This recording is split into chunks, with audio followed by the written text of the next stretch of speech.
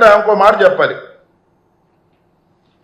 నారా లోకేష్ అంటాడు ఆత్మలతో మాట్లాడంట జగన్మోహన్ రెడ్డి గారు. ఒక పిచ్చి పత్రిక, నీ పత్రిక, మీ నాన్న దయాదాక్షిణ్యాలతో ఉన్న పత్రిక, పేరు చెప్పడానికి ఏం సందేహపడు. అసలు ఆంధ్రజ్యోతి ఏబిఎన్ రాధాకృష్ణ రాస్తాడు ఒక కథనం, పిచ్చి కథనం. జగన్మోహన్ రెడ్డి గారు ఆత్మలతో మాట్లాడారని మీరే రాంచుతారు. ఇవాళ మీరు ఆత్మలతో మాట్లాడి ఏ ఆత్మతో మాట్లాడి సెట్ అయ్యారు. మేము మాట్లాడతాం ఆత్మలతో. ఆత్మలు మాకు చెబుతున్నాయి. 3 ఆత్మలు ఉన్నాయి. ఆ ఆత్మలు ఏం చెబుతున్నాయి తెలుసా? చంద్రబాబు నాయుడు అంత నీచుడు ఎవరు లేరు. 1, చంద్రబాబు నాయుడు అంత 420 ఎవరు లేరు. అంటే మీ నాన్నగారు అంత 420 ఎవరు లేరు అని 3 ఆత్మలు ఘోషిస్తున్నాయి. ఆయన ఒక ఆత్మ మీ తాతగారు ఎన్టీ రామారావు గారు, 2వ ఆత్మ హరికృష్ణ గారు మీ మేనమామ, మీ మామగారి అన్న మేనమామ, ఆయన ఘోషిస్తున్నాడు. మీ బాబాయ్ నారా రామ్మూర్తి నాయుడు మా అన్నంత దుర్మార్గుడు, మా అన్నంత 420 ఎవరు లేరని ఆ 3 ఆత్మలు ఘోషిస్తున్నాను. ఆయన దానికి సమాధానం చెప్పు నారా లోకేష్ గారు. ఇవాళ ఏదో అద్భుతంగా బ్రహ్మాండంగా నీకేం తెలుసు రాజకీయాలు? 90,000తో గెలిచావు, 80,000తో గెలిచావు, ఏదో గాలి వస్తే అనుకో కాసేపు. మొట్టమొదటి ఎక్కడి నుంచి వచ్చావే? దుడ్డిదో ఉన్నారా నువ్వు? ఎమ్మెల్సీస్ నువ్వు మంత్రి కాలా? మళ్ళీ తుక్కుగా ఓడిపోయావు కదా మంగళగిరిలో కంటెస్ట్ చేస్తే. మళ్ళా చెప్తున్నా, ఛాలెంజ్ చేస్తున్నా, మళ్ళా రాబోయే ఎన్నికల్లో తుక్కుగా ఇవాళ మళ్ళా ఎంత మెజారిటీ వచ్చిందో అంత మైనస్తో నువ్వు ఓడిపోకపోతే అప్పుడు అన్నాడు. నువ్వు చేసేటటువంటి ఈ దారుణమైనటువంటి కార్యక్రమాలకి, ఈ అన్యాయమైనటువంటి కార్యక్రమాలకి నువ్వు ఇవాళ పాల్పడుతున్నావు కాబట్టి నీకు ఆ గతి పట్టబోతుందని కూడా ఈ సందర్భంగా నేను చెప్పదలుచుకున్నా. ఇంకా మంత్రి గారు ఇంకా నిన్న మాట్లాడాడు కదా, మాకు తాడు బంగారం లేదని. వాళ్ళంట చాలా దానాలు చేశారంట. పులివెందల్లో కూడా 24 మందికి దానం చేశారంట. ఏంటది? కౌలు రైతులకి. ఆ కాన్స్టిట్యున్సీలో కూడా వచ్చి దానం చేశాం, నువ్వు ఎవరికైనా దానం చేసావా అంటున్నాడు. నువ్వు చెప్పుకుంటావయ్యా జగన్మోహన్ రెడ్డి ఎంతమందికి దానం చేస్తున్నాడో లిస్ట్ చెబుతారా? నీకు చెప్తా, మనం చేస్తున్నా. ఎంతమంది కార్యకర్తలకి అండగా ఉండి దాన ధర్మాలు చేస్తున్నాడో, ఎంతమందిని కాపాడుతున్నాడో ఒకసారి ఆలోచన చేసుకోండి. మీకు అన్నీ తెలుసు కానీ కాముగా ఊరుకుంటారు. అసలు నీ సంగతి ఏంటి చెప్పు నాకు. నువ్వు బియ్యం మంత్రివి కదా, పౌర సరఫరాల శాఖ మంత్రి. ఆ బియ్యం ఏంటండి? ఆ బియ్యం ఎన్ని పోతున్నాయండి? కాన్స్టిట్యూన్సీలు ఎంత కాజేస్తున్నారండి? ఈ పీడిఎస్ రైస్ దొంగవి నువ్వు కాదని అడుగుతా ఉన్నా. ఎన్ని లక్షల కోట్ల రూపాయలు లంచాలు తీసుకుంటున్నావు? సీజ్ చేయటం, లంచం తీసుకోవడం, సీజ్ చేయటం, లంచం తీసుకోవడం.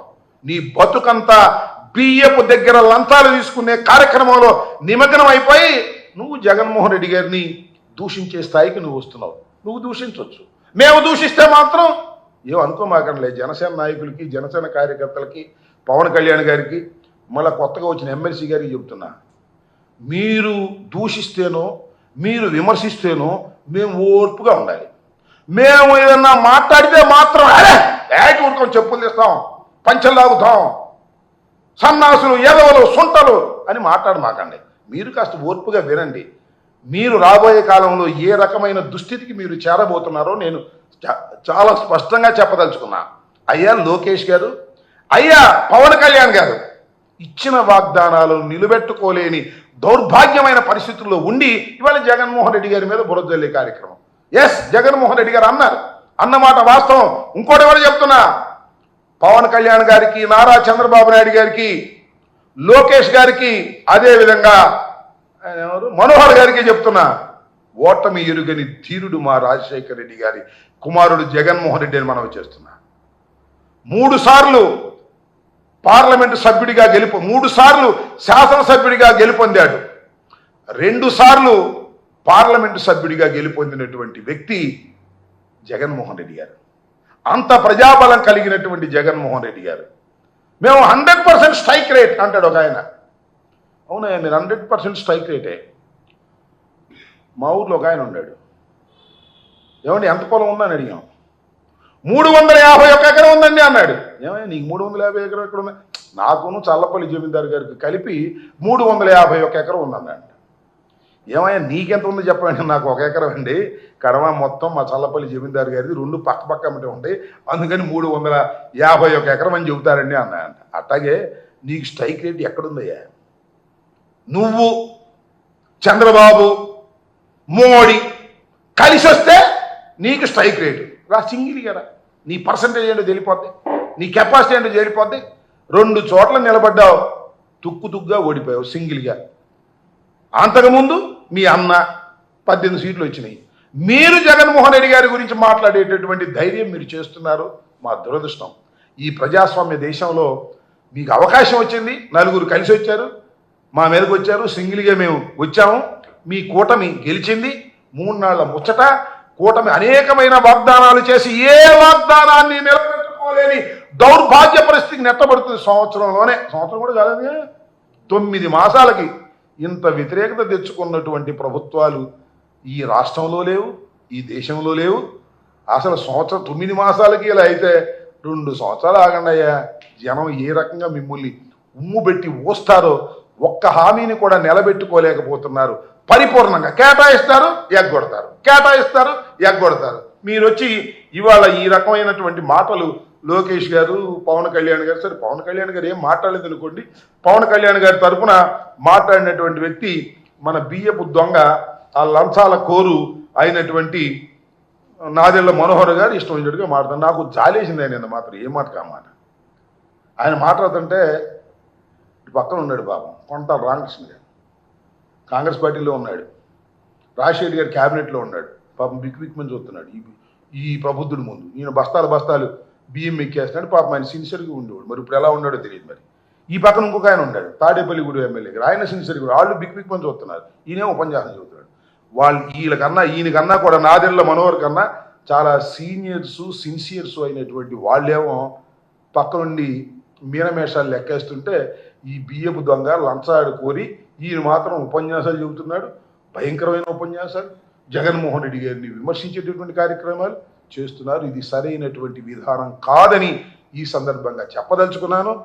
మిస్టర్ మనోహర్ గారు, మిస్టర్ లోకేష్ గారు, మీ దగ్గర దమ్ముంటే, ధైర్యం ఉంటే జగన్మోహన్ రెడ్డి గారు అడిగినటువంటి ప్రశ్నలకు సూటిగా సమాధానం చెప్పి అప్పుడు జగన్మోహన్ రెడ్డి గారిని మీరు విమర్శించండి. సూపర్ 6 అన్నారుగా, ఇదిగో సూపర్ 6 నేను జగన్మోహన్ రెడ్డి గారు చెప్పాను. సూపర్ 6 మొత్తాన్ని అమలు చేయాలి అంటే 79,867 కోట్ల రూపాయలు వెచ్చించాలి సంవత్సరానికి. అవునా కాదా? కాదైతే చెప్పు. నేను అడుగుతా ఉన్నా, లోకేష్ని అడుగుతా ఉన్నా, లోకేష్ గారి తండ్రిని అడుగుతా ఉన్నా, అదేవిధంగా మనోహర్ గారిని అడుగుతున్నా, మనోహర్ గారి భాషను అడుగుతా ఉన్నా. సూపర్ 6ని అమలు చేయాలంటే 79,867 కోట్ల రూపాయలు అవసరమా కాదా? సమాధానం చెప్పండి. అవసరమైతే బడ్జెట్లో మీరు ఎంత పెట్టారు? 17,179 కోట్లు పెట్టారా? ఎవరిని మోసం చేస్తారండి మీరు? నాకు అర్థం కాలేదు. 17,179 కోట్లు ఖర్చు పెడతారు లేదో మళ్ళీ తెలియదు. మీరు మా గురించి మాట్లాడుతున్నారా? మీరు జగన్మోహన్ రెడ్డి గారి గురించి మాట్లాడుతున్నారా? జగన్మోహన్ రెడ్డి గారి గురించి ఏదో పిచ్చి పిచ్చిగా వాగుతూ ఉన్నారు. మీరు దీనికి సమాధానం చెప్పే ధైర్యం తెచ్చుకున్న తర్వాత అప్పుడు జగన్మోహన్ రెడ్డి గారి గురించి మాట్లాడడం తప్ప, జగన్మోహన్ రెడ్డి గారు తిరుగులేని నాయకుడు. ఇవాళ 11 రావచ్చు, 40% ఓట్ షేర్ ఉన్నది. సింగిల్గా వెళ్ళాం, సింగిల్గా పోటీ చేశాం. మీరు 3 పోటీ చేశారు. 3 పోటీ చేసి మాకు 100% స్ట్రైక్ రేటు, మాకు అద్భుతంగా ఉంది, అమోఘంగా ఉందని ఊరికి మీరు సొల్లు వాగుడు వాగుతుంటే ఏం చెప్పాలి నాకు అర్థం కాదు. ఇలాంటి దుర్మార్గమైనటువంటి కార్యక్రమాలు ఇవాళ మీరు చేస్తున్నారు. అనే ముందు 10 సార్లు ఆలోచించుకోండి. పవన్ కళ్యాణ్ గారు అయితే జగన్మోహన్ రెడ్డి గారిని జర్మనీ వెళ్ళమని అడగొచ్చు, రాజకీయాలు వదిలిపెట్టి, ఇక్కడ రాజకీయాలు వదిలిపెట్టి. మేము మాత్రం కార్పొరేటర్కి తక్కువ,